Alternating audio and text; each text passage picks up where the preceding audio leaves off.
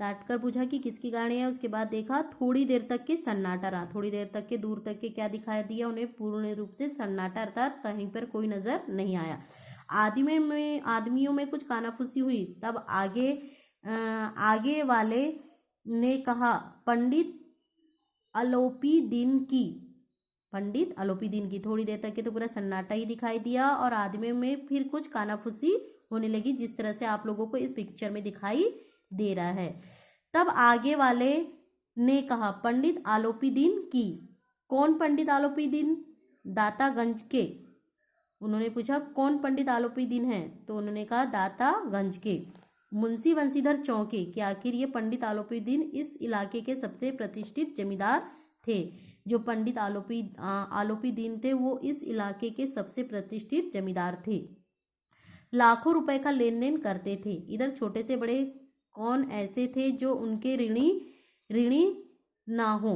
लाख रुपए का तो लेन देन करते थे, लेकिन हर एक छोटा जो व्यक्ति था, छोटा या बड़ा जो व्यक्ति था, उनके सभी क्या थे? ऋणी थे, कर्जदार थे।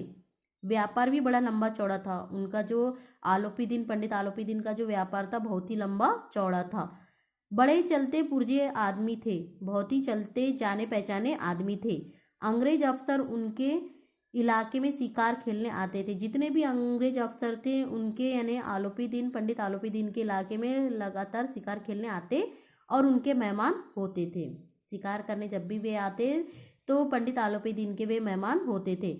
12 मासों सदाव्रत चलता रहता। यह जो कार्यक्रम था शिकार खेलने का, ये 12 मास चलता रहता था, अर्थात 12 महीने सदाव्रत चलते रहता था। मुंशी जी ने पूछा, गाड़ियां कहाँ जाएंगी? उत्तर मिला, कानपुर। लेकिन इस प्रश्न पर कि इनमें क्या है? उन्होंने पूछा कि आखिर ये गाड़ियां कहाँ जाएंगी, तो उन्हें उत्तर मिला कि कानपुर। लेकिन इस प्रश्न पर कि इनमें आखिर क्या है? सन्नाटा सा छा गया, सभी लोग एक दूसरे की ओर देखने लगे, सन्नाटा सा छा गया। दरोगा साहब का संदेह और भी बढ़ गया। अब दरोगा जो साहब थे उनका जो शक था और भी अधिक बढ़ने लगा। कुछ देर तक उत्तर की बाट देखकर, कुछ देर तक उन्होंने उत्तर की बाट देखी, राह देखी। वह जोर से बोले, क्या तुम सब गूंगे हो गए हो? हम पूछते हैं इनमें आखिर क्या लदा है। मैं पूछ रहा हूँ कि आखिर इसमें क्या लदा है, तुम सब क्या गूंगे हो गए हो? कि कोई जवाब नहीं दे रहा है। जब इस बार भी कोई उत्तर नहीं मिला, इस तरह से उनके चिल्लाने पर भी कोई उत्तर नहीं मिला, तो उन्होंने घोड़े को एक गाड़ी से मिलाकर बोरे को टटोला। घोड़े को एक गाड़ी से मिलाकर उन्होंने क्या किया? एक बोरे को टटोला कि आखिर इसमें क्या है। भ्रम दूर हो गया। वे अपना भ्रम दूर करना चाहते थे कि आखिर इस बोरे में क्या है। यह नमक के ढेले थे। आखिर उन्होंने क्या देखा कि उस बोरों में क्या थे? नमक के बड़े बड़े ढेले थे, अर्थात गड़े थे। पंडित आलोपी दिन अपने सजीले रथ पर सवार थे। पंडित आलोपी दिन जो जमींदार थे वहां के, वो अपने सजीले से एक सुंदर से रथ पर सवार थे। कुछ सोते कुछ जागते चले आते थे। कुछ समय सोते तो कुछ जागते सोते आते जाते थे।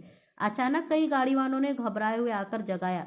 अचानक ही उन्होंने कई गाड़ीवानों ने आकर उस पंडित आलोपी दिन को जगाया और बोले, महाराज, दरोगा ने गाड़ियां रोक दिए। दरोगा ने क्या करिए? उस नमक की गाड़ियों को रोक दिए और घाट पर खड़े आपको बुलाते हैं। और वे घाट पर खड़े होकर क्या कर रहे हैं? आपका इंतजार कर रहे हैं, आपको बुला रहे हैं।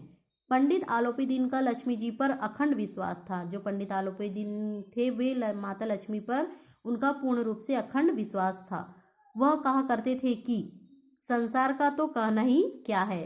वे क्या कहते थे कि संसार का तो कहना ही क्या, स्वर्ग में भी लक्ष्मी जी का ही राज्य, इस स्वर्ग में भी क्या है? लक्ष्मी जी का ही राज्य। उनका यह कहना यथार्थ ही था। उनका यह कहना बिल्कुल पूर्ण रूप से सत्य था।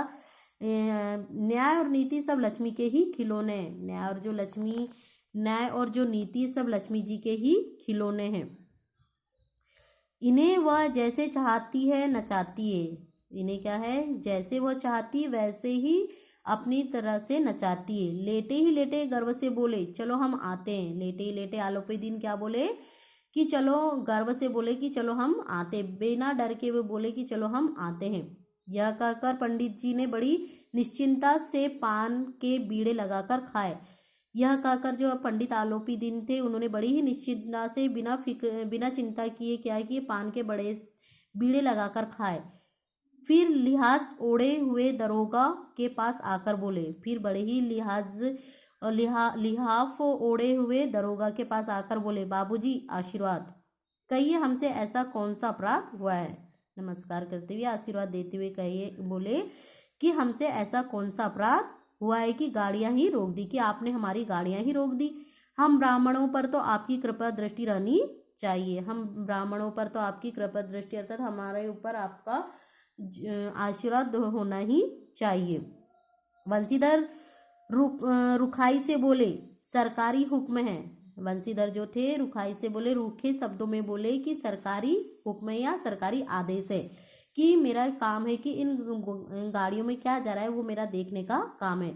पंडित आलोपी दिन ने हंसकर कहा, हम सरकारी हुक्म को नहीं जानते, हम आपके इस सरकारी हुक्म को या सरकारी आदेश को बिल्कुल भी नहीं जानते, और ना ही आपकी सरकार को। हमारे सरकार तो आप ही हो, हमारे सरकार तो केवल आप ही हो। हमारा और आपका तो घर का मामला है, हमारा और आपका जो संबंध है वो घर का मामला है। हम कभी आपसे बाहर हो सकते हैं, हम कभी आपसे बाहर हो सकते हैं। आपने व्यर्थ कष्ट उठाया, आपने बेकार ही कष्ट उठाया। यह हो नहीं सकता कि इधर से जाए, या ऐसा हो नहीं सकता कि हम इधर से जाए और इस घाट के देवता को भेंट ना चढ़ाए। ऐसा नहीं हो सकता कि हम इस घाट पर से जाए और आपके सामने कोई भेंट ना चढ़ाए। अर्थात कहने का मतलब है कि कोई ऊपरी आय ना हो या रिश्वत ना दे। मैं तो आपकी सेवा में स्वयं ही आ रहा था, मैं तो आपकी सेवा करने के लिए खुद ही आपके पास आ रहा था। बंसीधर पर ऐश्वर्य की मोहिनी वंशी का कुछ प्रभाव ना पड़ा। बंसीधर पर उनकी इस धन दौलत की मोह का, लालच का उन पर कोई भी प्रभाव नहीं पड़ा। ईमानदारी की नई उमंग थी उनमें, ईमानदारी का नया जोश था। कड़क कर बोले, हम उन नमक हरामों में नहीं है। गुस्से से जोर से बोले, हम उन नमक हरामों के समान नहीं है जो कौड़ियों पर अपना ईमान बेचते फिरते, जो कौड़ियों को पाने के लिए, चंद रुपयों को पाने के लिए क्या करते, अपना ईमान बेचते फिरते हैं। आप इस समय हिरासत में, आप इस समय हमारी हिरासत में। आपका कायदे के अनुसार चालन होगा, आपका जिस तरह से सभी का कायदे के अनुसार चालन होता है वैसा ही आपका भी चालन होगा। बस मुझे अधिक बातों की फुर्सत नहीं है, अब मैं इसके आगे और भी कुछ कहना नहीं चाहता। जमादार बदलू सिंह, तुम इन्हें हिरासत में ले चलो, मैं हुक्म देता हूँ। वे जमादार बदलू को, सिपाही को हुक्म देते हैं कि तुम इन्हें हिरासत में लेकर चलो, यह मेरा आदेश है।